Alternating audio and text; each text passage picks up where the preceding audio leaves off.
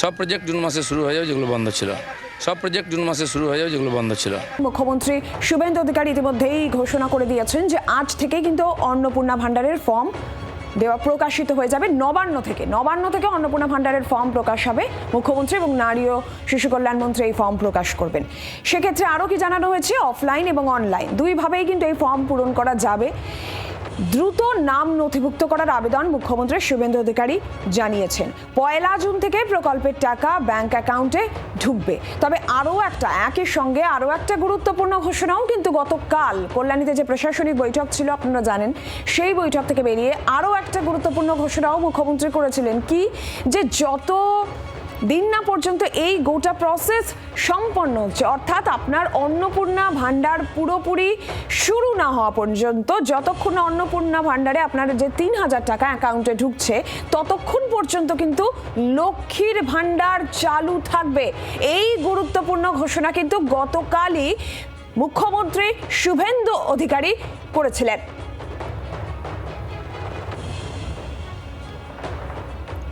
আর আজ থেকেই আজকে ফর্ম প্রকাশ হবে। নবান্ন থেকে ফর্ম প্রকাশ করবেন মুখ্যমন্ত্রী ও নারী ও শিশু কল্যাণ মন্ত্রী। অনলাইন অফলাইন দুভাবেই ফর্ম পূরণ করা যাবে। আমরা গোটা প্রক্রিয়ার বিষয়ে আরও একটু ডিটেলে জানবো। কমলাক্ষ ভট্টাচার্য সরাসরি প্রতিনিধি রয়েছেন আমাদের সঙ্গে। কমলাক্ষ, আজকে অন্নপূর্ণা ভান্ডার যে প্রকল্প, সেই প্রকল্পের ফর্ম প্রকাশ অফলাইন অনলাইন দুভাবেই ফর্ম পূরণ করা যাবে। একটু গোটা প্রক্রিয়াটা তুমি যদি আমাদের দর্শকদের জন্য বুঝিয়ে দাও।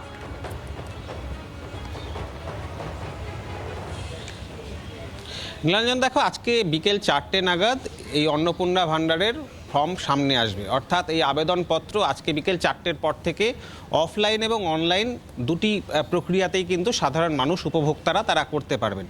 ইতিমধ্যেই মুখ্যমন্ত্রী বা ক্যাবিনেটে যে সিদ্ধান্ত হয়েছে, সেই সিদ্ধান্ত অনুযায়ী স্পষ্টতই বলা হচ্ছে যে যতক্ষণ না পর্যন্ত অন্নপূর্ণা ভান্ডারের টাকা অর্থাৎ 3,000 টাকা মাসিক যে কথা ঘোষণা করা হয়েছে সরকারের তরফ থেকে, সেই টাকা যতদিন না পর্যন্ত অ্যাকাউন্টে ঢুকছে, লক্ষ্মীর ভান্ডারের প্রক্রিয়া বা লক্ষ্মীর ভান্ডারের যে প্রসেস চালু রয়েছে, সেই প্রসেস কিন্তু চালু থাকবে। অর্থাৎ কোনো উপভোক্তা একটি দিনের জন্যও তাদের যে সুবিধা বা সরকারি পরিষেবা থেকে তারা যাতে বঞ্চিত না হন, সেই জন্য কিন্তু পুরনো প্রকল্প বহাল থাকবে যতদিন না পর্যন্ত লক্ষ্মীর ভান্ডারের অন্নপূর্ণা ভান্ডারের প্রসেস সম্পূর্ণ হচ্ছে। এই আবেদনপত্রে কি থাকবে? আবেদনপত্র অনুযায়ী প্রত্যেকটি মানুষ তারা তাদের এই আবেদন করতে পারবেন দুটি প্রক্রিয়াতেই, অফলাইন এবং অনলাইন।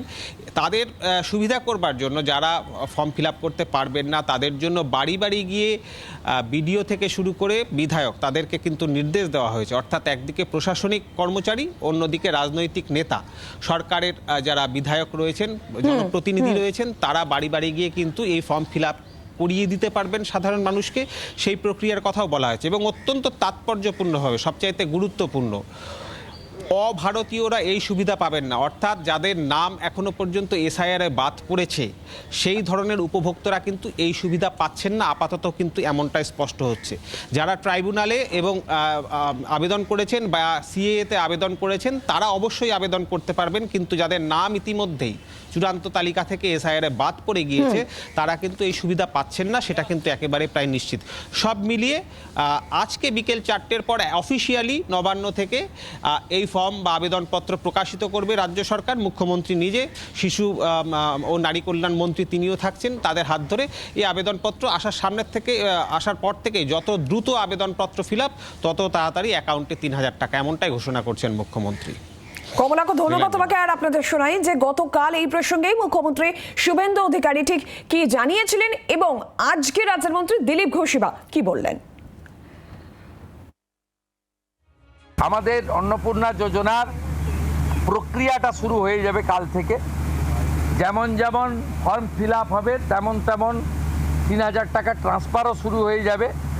আর যতক্ষণ না 3,000 টাকা ট্রান্সফার হচ্ছে, স্বাস্থ্যসাথী যেমন কন্টিনিউ রাখা হয়েছে, আয়ুষ্মান ভারত কনভার্ট না হওয়া পর্যন্ত, এখানে আপনার লক্ষ্মী ভাণ্ডারকেও কন্টিনিউ করা হবে।